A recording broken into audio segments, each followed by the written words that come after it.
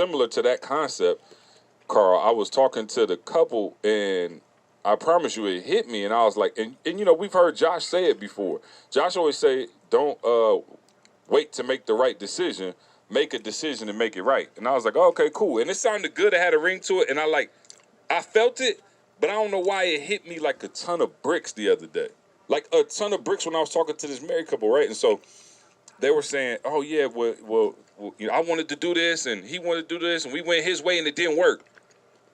And I was like, oh, okay. And he was like, well, I wanted to do this and she wanted to do this and we went her way and it didn't work. And I was saying that I came to the realization that there's no such thing as a good decision. Right? And so think about this, Carl. I walked them through my own situation, my own scenario. I said, when I graduated from Michigan State, Candace graduated from Michigan State, we had a decision to make, right? The three of us were working, right? We had this dream. We weren't making no money, but we were working. I had a job offer from Western Michigan. Candace had an offer from General Electric to go on a rotational program. We're going to move every 6 months, what have you. Candace was like, yo, I've been working hard for this moment. You know, I came from poverty. Like, here go my shot to be in the corporate world, to make great money. And in my mind, I was like, yo, I got to leave E and Carl in order to make this happen. And I wasn't feeling it. I'm just being real. I wasn't feeling it, right? I was like, man, what if I leave? This was before, like, Skype and all of that wasn't even really popping back then. So it wasn't like now where you just FaceTimed out, right? Like, of course you could get on the phone, but it didn't have that same vibe as it has now. And I was leery of the decision. But we talked about it, prayed about it, and then we made the decision ultimately that, yo, this would allow me to keep working. It would allow us not to have to worry about, do we have enough money to cover bills and things of that nature. And I remember getting to our very first rotation in Houston, Texas. And, bro, I was, like, depressed. Like, it was not cool. My girl was going to work at, like, 6 in the morning, coming back at, like, 7, 8 o'clock at night. And I'm sitting there in an apartment in a city where I don't know anybody all day, every day. Now, you fast forward to where we are now, running multi-million-dollar companies, and she's retired from that job, and somebody say, yo, that was the greatest decision y'all ever could have made. But do you know that I could have sabotaged that decision 3 months in?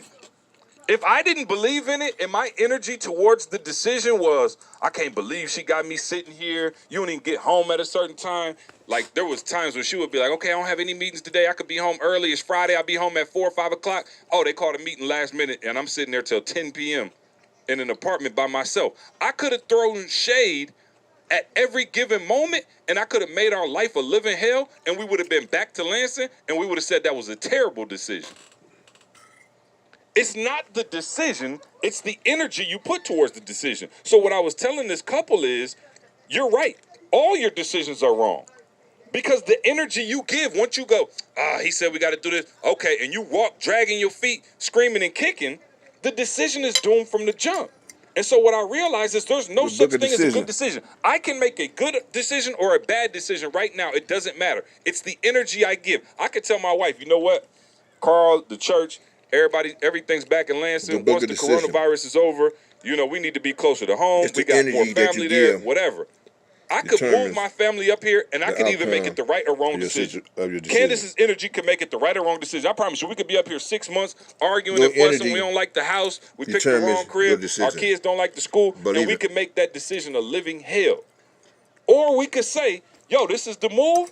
Bet, let's go. We put all of our positive energy to it and say, you know what? I can't believe we made such a smart decision. And so I wanted to talk to you guys today because I think a lot of people out there, you're stuck in limbo, right?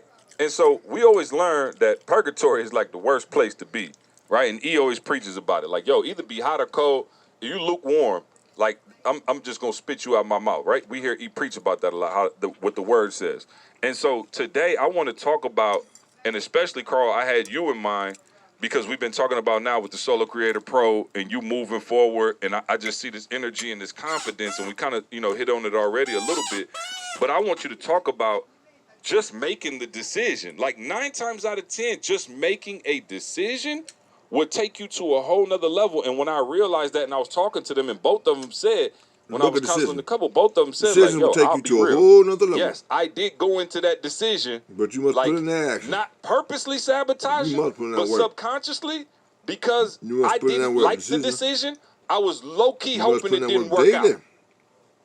So imagine bringing that kind of energy. So the other person is excited about the idea. They're excited about the decision. They're putting good energy towards it. But you come with your negative energy, and now the whole thing is sabotaged. And we say we wait for it not to work and go. See, I told you it was a terrible idea. Well, maybe not. So, Carl, I'll let you start it off, but that's kind of what I had on my mind. Yeah, so I think the challenge initially is that we see decisions as so final. And I think the biggest thing for me that I'm realizing, in this process is that, dude, if I do something and it doesn't work, that's actually a great experience.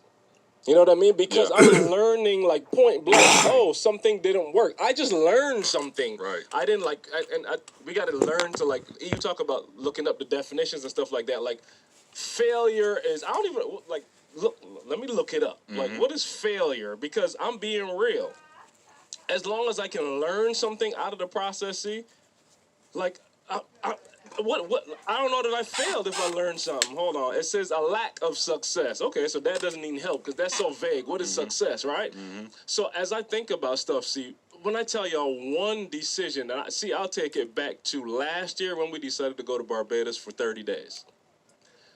Like that decision was a catalyst, and again, it wasn't a, how do I want to say? It wasn't like I'm making this decision to make some change. No. I'm just going to make a decision. Like, it wasn't well planned out. It was, I'm about to do something. See?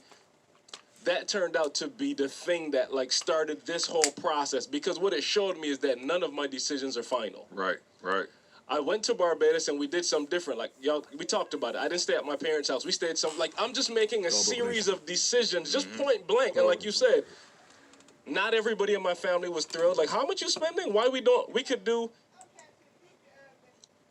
When I tell y'all, like, my family's in a whole different place because of the decision, like the mindset shift, right? So now you fast forward, and I'm showing that decision, dude, has now catapulted me to realizing, like, dude, you don't have to work in any location. We work online. And I'm just trying to be real. Not COVID. Like, I'm just saying before that, we work remotely all the time. So I'm like, what decision is it that's holding you back because you think that it's so permanent? I invested in stuff before. We had a program that I invested in before, and Tamisha's looking at me the whole time like, dude, what are you doing? And this is before mall, y'all, not real estate. But I spent $5,000 on a program before, and I looked at the program and I was like, yo, this works. I'm from All Broken Nation. It just didn't work for me. And Tamisha is still looking at me like, yo, you made a bad decision. No. And Maul, let me say it like this. It was the other frame of thought, like the debt, saving, paying that off first. It was one of those systems, right, that I bought into.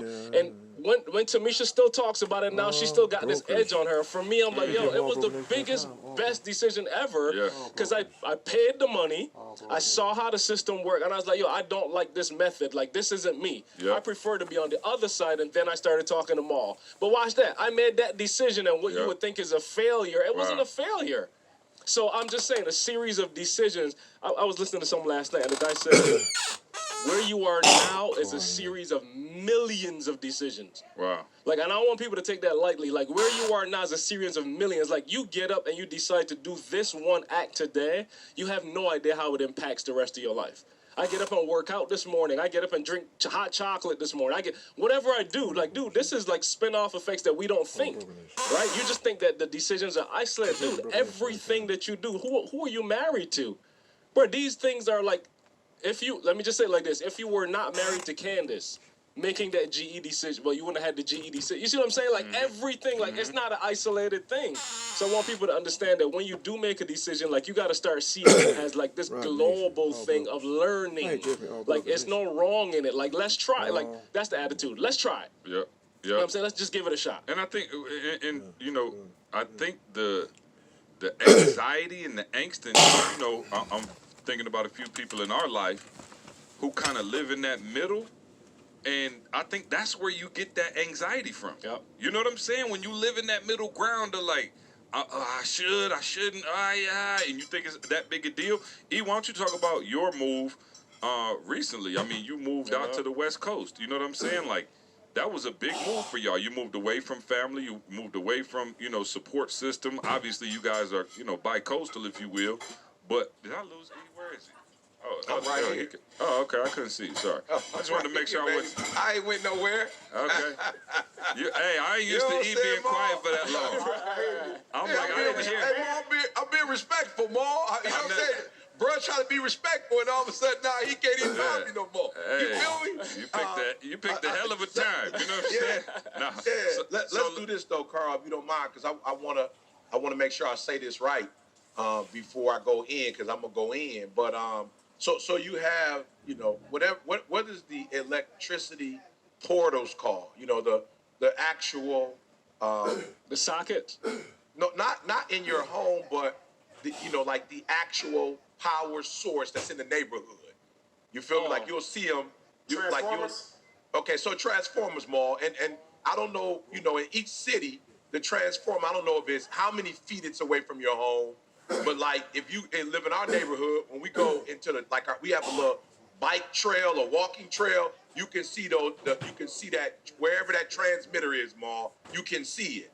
So you can actually see the house, if you will, that houses the electricity. Does that make sense? So I think here's where people go wrong. I think people focus all their energy more on that transmitter, that unit that houses energy, right? In the real world, now let's I want to break this down. 'Cause I want to make sure we clear. Carl, I don't know if you know doggone where that transmitter is. C don't know where the transmitter in his neighborhood is. Ma don't know where the transmitter is in his crib. Like, y'all don't know where the transmitter is. You have the slightest idea. You don't even care where it is. Why? Because you're focused on what the transmitter does. Like, you're focused on that when you cut your light on, your light come on. When you hit your microwave, your microwave come on. Here's the problem in real time with humans. We put all our energy on the transmitter. Like, all the energy goes on how much money we got in the bank. What trips we gonna take. That's good. What we gonna be able to buy. You know what I'm saying? Like that's what we focus on, Maul. But